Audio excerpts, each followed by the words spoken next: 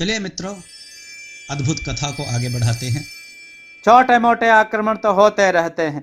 हमारे राज्य में सेना के लिए कोई काम ही नहीं रहेगा, फिर क्या जरूरत है सेना पर धन व्यय करने की। आप हमें नसीहत ना दें, हमें क्या करना है हमें पता है। अगर आप में सुझाव देने की क्षमता होती तो मेरी जगह आप राजा नहीं होते। सेनापति बलभद्र मायूस होकर लौट आते।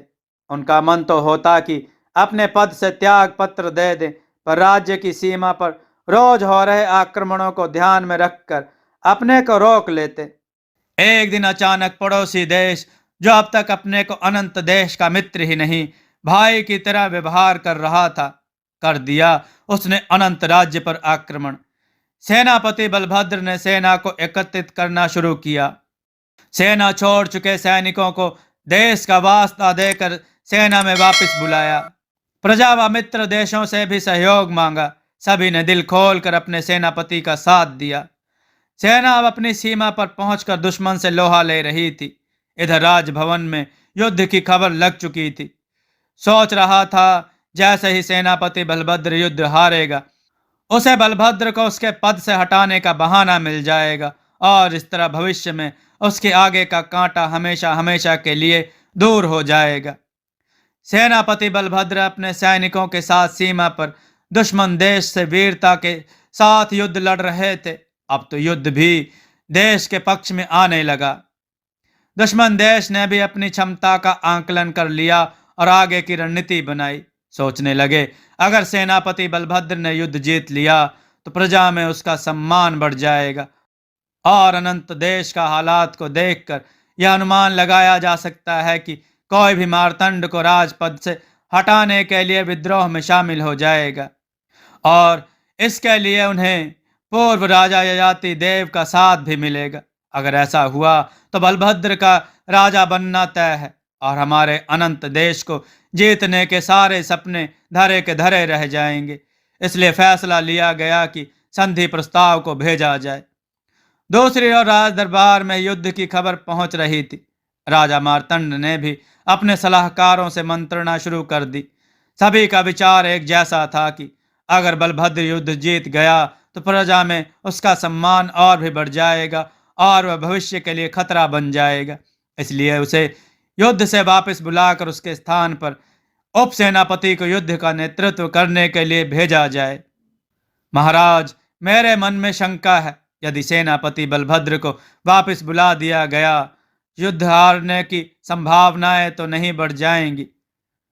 बोल पड़ा राजा का सलाहकार मंत्री। यह बात मेरे दिमाग में भी उठ रही थी, फिर काफी सोचने समझने के बाद ही यह फैसला लिया है। जरा सोचो, यदि हम युद्ध हार भी गए तो दे देंगे कुछ रियासतें, फिर राजकोष किस काम आएगा? रहा सवाल सेनापति बलभद्र का, वह हमें जीने नहीं देगा और वल्लभाचार्य भी हमारे लिए क्या क्या योजनाएं नहीं बना रहा होगा। अपना विचार रख दिया सभी सलाहकारों के आगे। सभी दाद देने लगे राजा मार्तंड के चतुर दिमाग की। सेनापति बलभद्र एक कुशल सेनापति ही नहीं, एक कुशल रणनीतिकार और राजनीति की समझ रखने वाला भी था। राजभवन में उसके लिए क्या क्या षड्यंत्र चल रहे हैं, इसकी खबर उसे थी।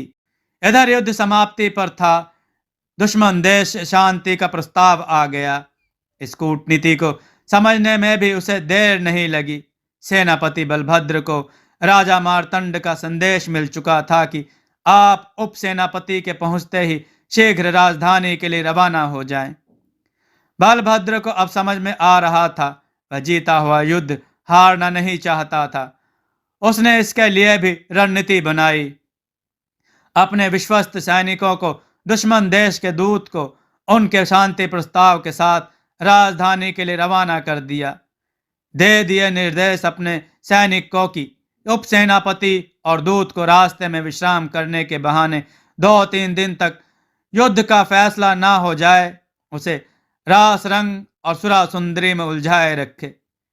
योजनाबद्ध तरीके से दूत और उप सेनापति को रास्ते ही में रोक दिया गया। उन्हें भी कहाँ होश था कि वे किस काम के लिए निकले हैं, बस डूबे रहे सुरा सुंदरी में। अब युद्ध भी समाप्त हो गया था। अनंत देश की सेना ने दुश्मन के काफी भूभाग पर कब्जा कर लिया था। यह खबर राजधानी में भी पहुंच चुकी थी। राजा मार्तंड को युद्ध जीतने की कोई खुशी नहीं थी। अब तो उसे चिंता होने लगी कि कहीं प्रजा उसकी नाकामी और बलभद्र की बहादुरी से प्रभावित होकर विद्रोह न कर दे। सेनापति बलभद्र सेना सहित राजधानी में वापस आ चुके थे। सेना का रसद भी खत्म हो चुका था। घायलों के उपचार व शहीदों के परिजनों को गुजर के लिए आर्थिक सहायता के लिए धन की आवश्यकता थी। सैनिकों को उनका वेतन आदि के लिए भी अर्थ की व्यवस्था करनी थी। वह राजा मार्तंड के पास धन उपलब्ध कराने के लिए प्रार्थना लेकर पहुंच गए। रख दी अपनी बात राजा के सामने। राजा ने उनकी बात पर कोई गौर नहीं किया। बलभद्र अब अपने सैनिकों की सहायता न कर पाने के लिए अपने को दोषी मानने लगे। क्षुब्ध होकर उन्होंने भी अपने पद से त्याग पत्र देने का मन बना लिया। एक बार अपने पूर्व महाराज याति देव से धन की व्यवस्था हेतु गुहार लगाने की सोचा शायद मार्तंड पूर्व राजा की बात मानकर सेना के लिए धन उपलब्ध करा दे। यही उम्मीद लेकर पहुंच गए राजमहल में। राजा को प्रणाम किया और सारी बातों से राजा को अवगत करा दिया। बलभद्र राजा की स्थिति को देखकर समझ गए कि मार्तंड का व्यवहार उनके प्रति क्या है। फिर भी सैनिकों के लिए धन उपलब्ध न होने की बात बता दी राजा को। राजा ययाति देव कुछ भी नहीं कर पाए, पर उनकी खामोशी ने सब कुछ बयां कर दिया। अंत में बलभद्र ने महाराज के आगे सेनापति के पद से अपना त्याग पत्र देने की अपनी इच्छा जाहिर कर दी। राजा ययाति देव से भी कुछ कहते नहीं बन पा रहा था। उनके आंखों से आंसू बहने लगे। सेनापति बलभद्र ने कभी राजा को गमगीन होते भी नहीं देखा था। रोते हुए तो देखना तो कोई सोच भी नहीं सकता था। बलभद्र ने उन्हें भरोसा दिलाया कि वह सेनापति का पद त्याग तो रहे हैं, पर आपको वचन देते हैं कि जब कभी भी अनंत देश पर कोई विपदा आएगी, वह हमेशा ही की तरह उसे विपदा के आगे चट्टान की तरह खड़ा पाएंगे। पूर्व राजा ययाति देव से आज्ञा लेकर वह महल से चल पड़े।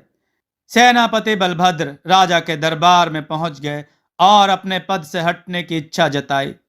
मार्तंड को तो जैसे बैठे बिठाए मन की मुराद पूरी होने वाली बात लगने लगी। बिना देर किए उन्हें उनके पद से मुक्त कर दिया और उप सेनापति को तुरंत सेनापति घोषित कर दिया।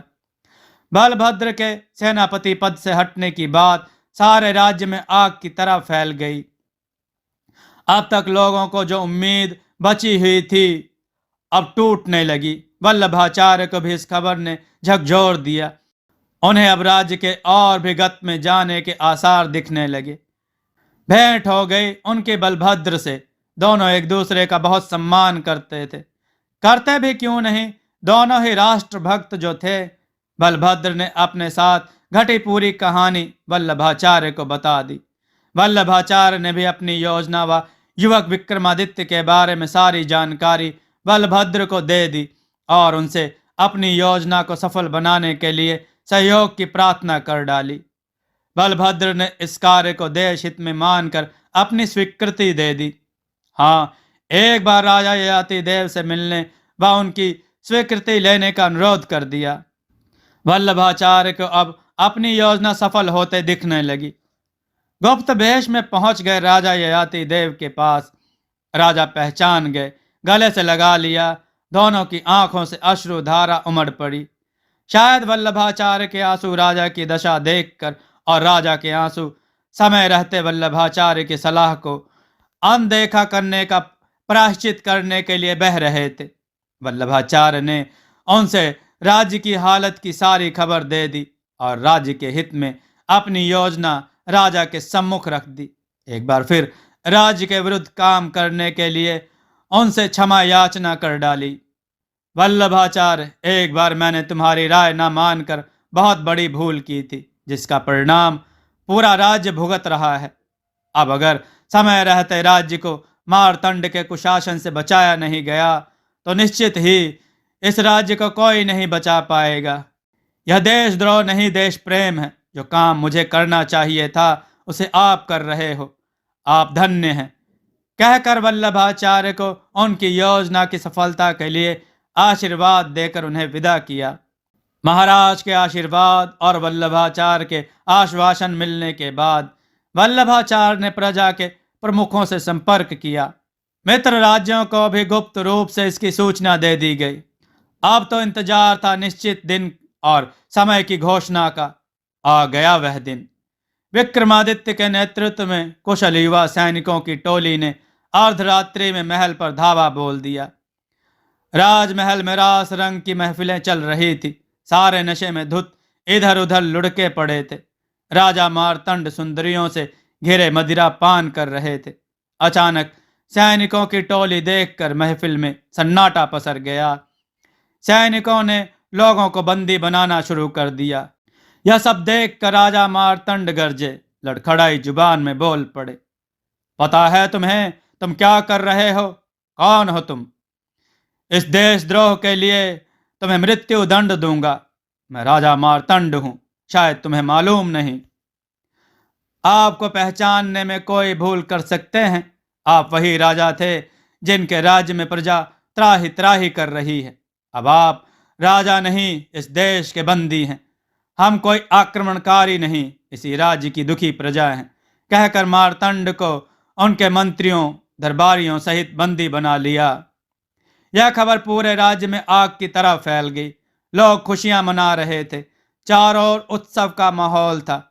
जिसके मुख से सुनो वल्लभाचार्य की प्रशंसा के शब्द निकल रहे थे। वल्लभाचार्य बलभद्र व राज्य के गणमान्य प्रजा को लेकर राजा ययाति देव के महल में पहुंच गए। राजा को भी इस खबर का पता लग चुका था।